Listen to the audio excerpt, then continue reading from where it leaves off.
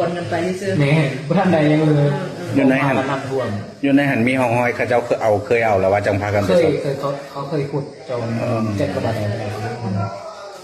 แล้วปีไหนเราไม่เป็นยังไงแหน่ดูเห็นง่ายที่สุดปันมาเกิดใหม่เลยเรานะที่เขาเคยกลับเนี่ยอาจจะมีผู้ใหญ่ใจดีหรือว่ารัฐบาลแล้วก็พี่น้องคนไทยมาตั้งแต่มาตามประเทศมาสวยเนี่ยโอ้เขาคือสิ่งบางสุดนี่คือ1 ใน 5 คนนั่นได้ให้สัมภาษณ์หลังจากที่ทั้งทีมกู้ภัยและทั้งแพทย์หมอได้นำไปส่งโรงพยาบาลได้ใส่น้ำเป็นเวลาหลายชั่วโมงก็สามารถลุกนั่งแล้วก็โอ้ล้มเว้าจาตอบคำถามจากนักข่าวได้สบายดี FC แฟนคลับทุกท่านอีกแล้วมาอัปเดตอาการทั้ง5 คนหลังจากที่ออกจากถ้ำมาเป็นที่สำเร็จเสร็จสิ้นแล้วก็มี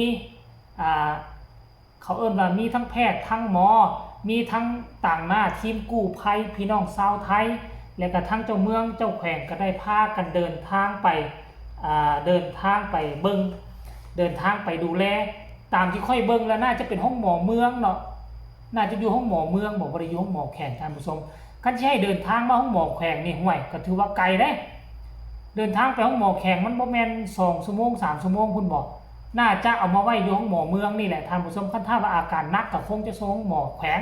แต่อิงตามการประเมินของทีมกู้ภัยและก็ทั้งแพทย์ทั้งหมอเนาะก็คงน่าจะเอาไว้ห้องหมอเมืองนี่ตามที่ค่อยสังเกตเบิ่ง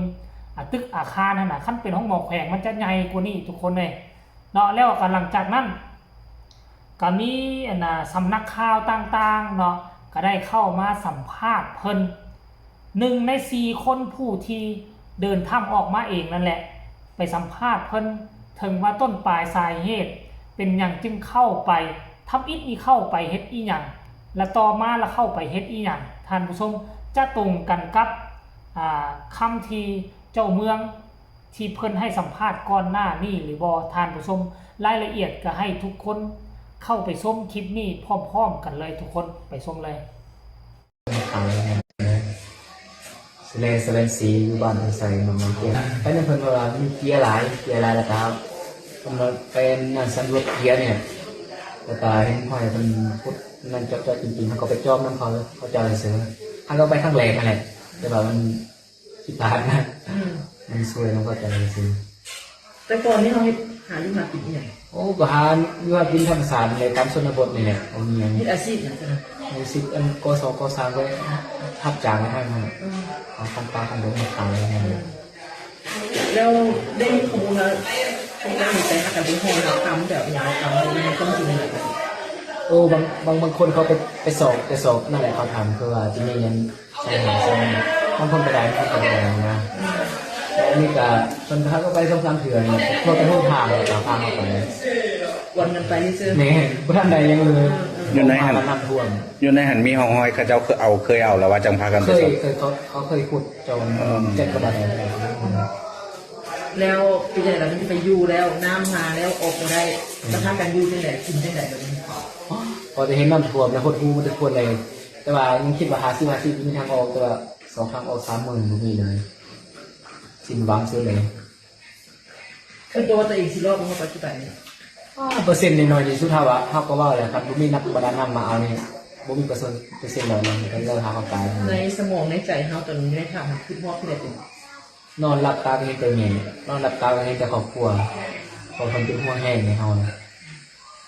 แล้วเขาเห็นจริงๆนะมันถือแล้วบอกกับที่แบบพอเมเรียนเข้ามาแล้วเขามาคิดหาอยู่หากินแบบจริงๆหันบทถือเลยบทคุ้มค่าเลยทีว่าพี่มีน้องน้องด้วยเพราะเห็นแหละในเชียงแล้วก็อาชีพเดียวนี้นะเราหากินตามนั้นเพื่อนบ้านเพื่อนเมืองเขาดีละเนี่ยดูเห็นง่ายที่สุด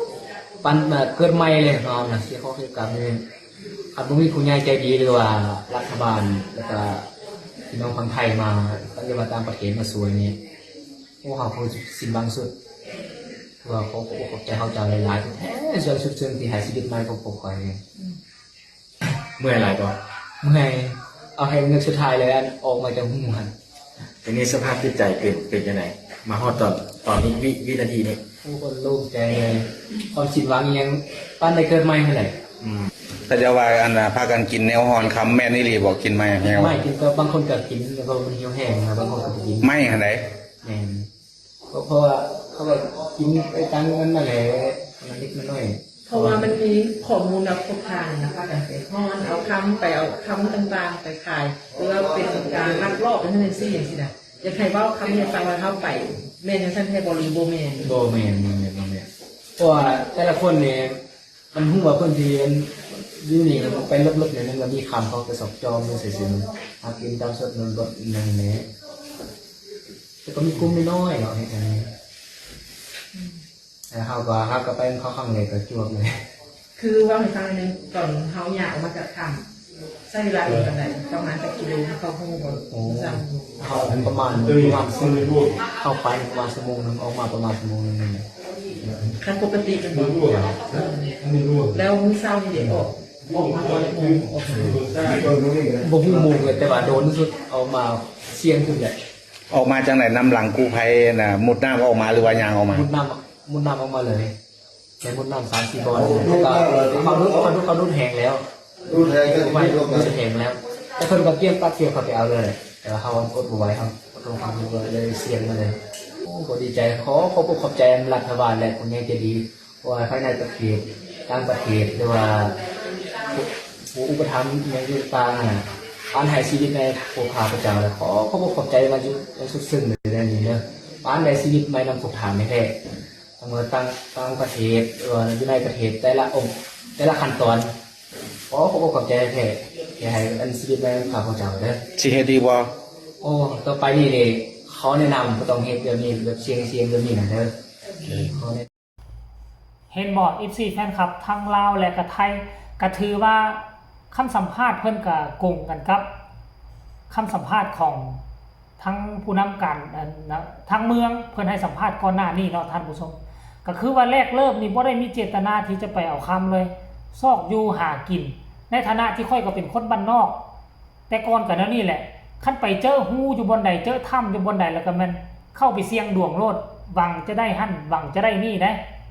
แต่สมัยก่อนตอนค่อยอยู่บ้านนอกในเรื่องการคุดค้นคำนี่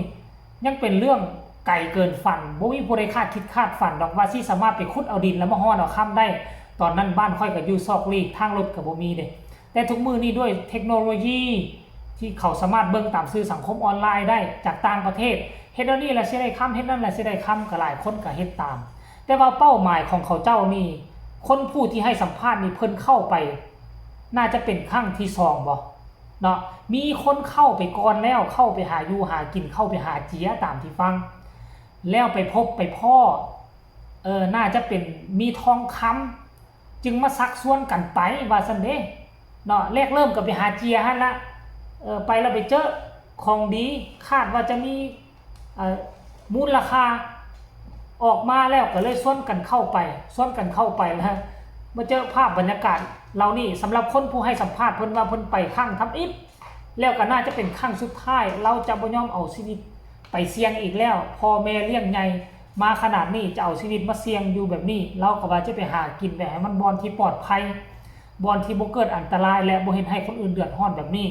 ผลสุดท้ายมาเราก็ย่องย่อสรรเสริญขอบอกขอบใจทีมงานกู้ภัยรวมถึงพนักงานภาครัฐทุกระดับขั้นที่เสียสละเวลามากอบกู้เอาชีวิตเขาเจ้าออกมาเพิ่นบอกว่าคันบ่มีกู้ภัยมาดูดน้ำคันบ่มีกู้ภัยตามเอาข้าวเอาน้ำให้กินชีวิตของเพิ่นก็คงจะมืดแปดด้านคงจะเป็นทางตันท่านผู้ชมสำหรับคลิปนี้หลังจากที่พวกเจ้าได้ฟังแล้วพวกเจ้ามีความคิดความเห็นแนวใดพวกเจ้าก็ตัดสินใจเอาอยากประกอบส่วนความคิดความเห็นก็สามารถคอมเมนต์มาได้ฝากกดไลค์กดแชร์กันแล้วกันสำหรับคลิปนี้อัปเดตความคืบหน้าทั้ง5คนถึงมือหมอแข็งแห้งดีอีกจักหน่อยนึงก็น่าจะได้ออกห้องหมอแล้วคันบ่แม่นมื้อนี้ก็น่าจะเป็นมื้ออื่นสำหรับคลิปนี้สบายดี